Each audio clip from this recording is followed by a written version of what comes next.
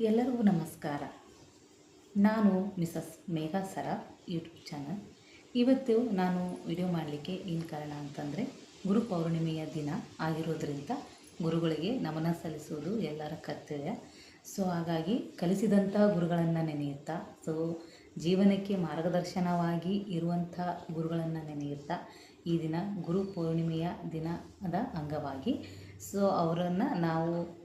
ಅವರಿಗೆ ನಾವು ಧನ್ಯವಾದಗಳನ್ನು ಹೇಳ್ತಾ ಅವರ ಆಶೀರ್ವಾದವನ್ನು ಪಡೆದುಕೊಳ್ಳೋ ದಿನ.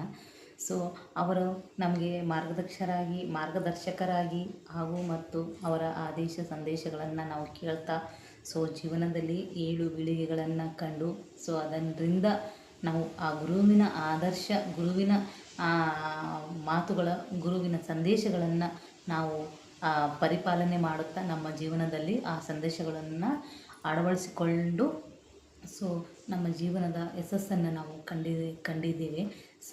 ಹಾಗಾಗಿ ಅಂಥ ಗುರುಗಳಿಗೆ ಈ ದಿನ ನಾವು ಅವರಿಗೆ ವಂದನೆಗಳನ್ನು ಹೇಳೋದು, ಅವರ ಹೇಳಿದ ಮಾತುಗಳನ್ನು ಮೆಲುಕು ಹಾಕೋದು. ಈ ದಿನ ನಾವು ಅವರಿಗೆ ತೋರಿಸುವಂಥ ಗೌರವವೇ ನಮ್ಮ ಶ್ರೇಯಸ್ಸಕ್ಕೆ ಕಾರಣ ಅಂತಲೇ ಹೇಳ್ಬೋದು.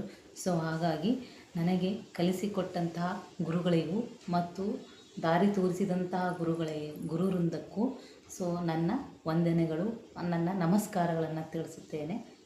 ನನ್ನ ನಮಸ್ಕಾರಗಳು, ನನ್ನ ಗುರುವೃಂದಕ್ಕೆ ನನ್ನ ನಮಸ್ಕಾರಗಳು.